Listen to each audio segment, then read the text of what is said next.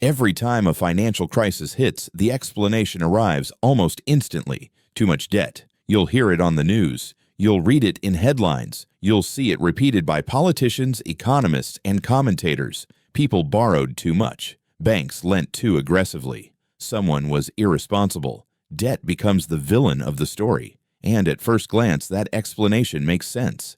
Debt feels tangible. It feels measurable. It gives us a clear target to blame. If only people had borrowed less. If only banks had been more careful. If only we had learned our lesson. But here's the problem. This explanation has been used for decades, across different countries, across different financial systems, across wildly different crises, and yet the outcome is always the same. Debt keeps growing. If debt were truly the root cause, the system should have corrected itself by now. Rules should have tightened, borrowing should have slowed, risk should have disappeared, but none of that happened. In fact, the opposite did. After every crisis, debt didn't shrink, it expanded. After every collapse, borrowing didn't stop, it accelerated. After every lesson learned, the system doubled down. That alone should make us pause, because systems don't repeatedly make the same mistake by accident. When a pattern repeats this consistently, it's not a failure, it's a design. And this is where the familiar story starts to fall apart. If debt is so dangerous, why is it rewarded? Why do the largest institutions grow more powerful as debt grows larger? Why do financial markets rally when borrowing increases? Why do policymakers panic when credit slows down? These are not the behaviors of a system trying to eliminate a problem. They are the behaviors of a system that depends on it. So maybe debt isn't the disease we think it is. Maybe debt is just the symptom we're allowed to see. Because blaming debt does something very useful.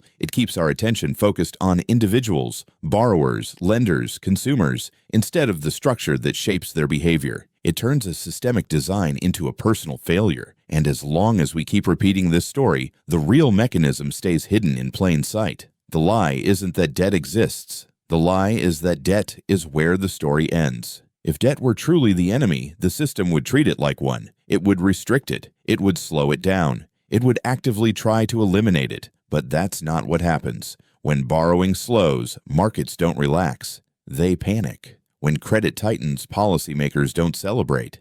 They intervene. When debt growth decelerates, emergency measures appear almost immediately. Interest rates are cut. Lending standards are loosened. Liquidity is injected, not because something is broken, but because something essential is missing: growth. Modern economies don't just tolerate debt, they depend on it. Debt allows consumption to move forward in time. It allows companies to expand before profits exist. It allows governments to spend before taxes are collected. Without debt, economic momentum slows. Without momentum, confidence cracks. And without confidence, the system becomes fragile. So debt isn't treated as a risk to be removed. It's treated as fuel. And fuel is dangerous only when it's mishandled, not when it's burning productively. This is why debt is encouraged in subtle ways. Not with slogans, not with speeches, but through incentives. Banks are rewarded for lending volume, not loan quality. Financial markets reward leverage during stable periods.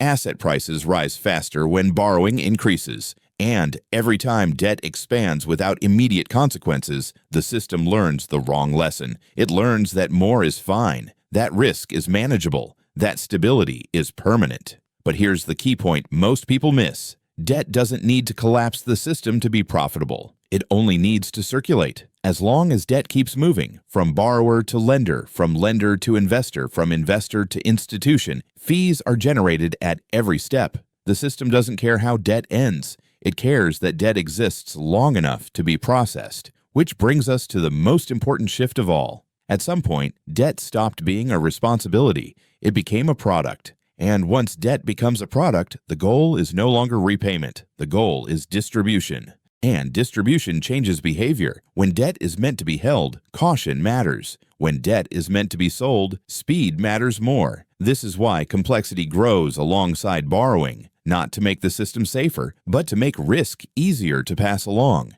Complexity creates distance. Distance creates plausible deniability. And deniability allows the machine to keep running. At that point, no single actor feels responsible for the outcome. Each step makes sense on its own. Each decision is rational in isolation, and yet together they form a structure that no longer needs repayment to function. Debt doesn't have to succeed. It just has to circulate long enough to generate profit. And this is where the real danger begins, because systems don't collapse from debt alone. They collapse when risk is misunderstood, or worse, deliberately mispriced.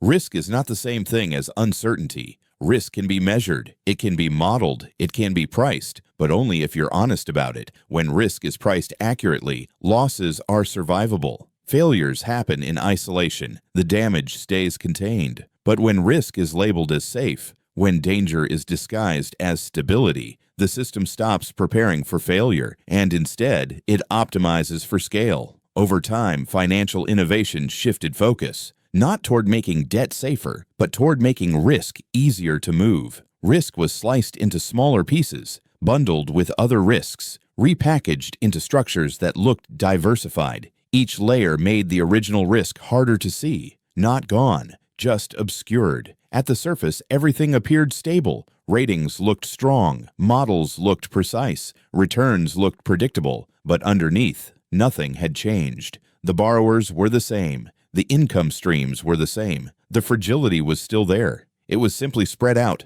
and renamed. This is why mispriced risk is so dangerous, because it creates the illusion of safety. Investors stop asking questions. Institutions stop holding buffers. Regulators stop looking closely, not because they're careless, but because the system tells them everything is fine, until it isn't. And when recognition finally arrives, it feels sudden. But the math didn't change overnight, only the perception did. At that moment, everyone realizes the same thing at once. The risk was never eliminated, it was concentrated, and concentrated risk doesn't unwind slowly, it snaps.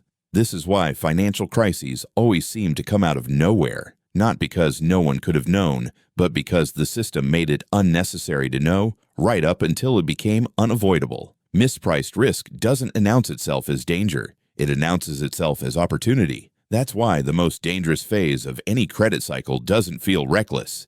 It feels intelligent, spreads are tight, volatility is low, models agree with one another, and because nothing is visibly breaking, the system assumes nothing can. This is the moment when caution looks irrational, when skepticism feels outdated, when asking questions sounds pessimistic. But this calm is not stability, it's synchronization. Everyone is relying on the same assumptions, the same data, the same models. And when those assumptions fail, they fail everywhere at once. Not gradually, not politely, but all at the same time.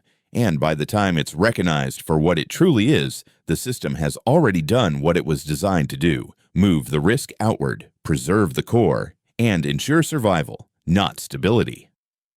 By the time a crisis becomes visible, the system has already made its most important move. It has shifted the risk, not eliminated it, not reduced it, just moved it away from the center. This is the part that often gets misunderstood. People assume financial systems collapse because they are fragile, because they can't withstand shocks, because too much goes wrong at once. But most modern financial systems don't collapse easily. They bend. And bending requires one thing above all else: distance. Distance between who creates the risk and who ultimately absorbs it. Distance between decision and consequence. Distance between responsibility and accountability. When debt is created, the rewards are immediate. Fees are paid up front. Bonuses are booked early. Performance is measured quarterly. But the risk unfolds slowly, sometimes over years, sometimes across institutions, sometimes across borders. That time gap is not accidental.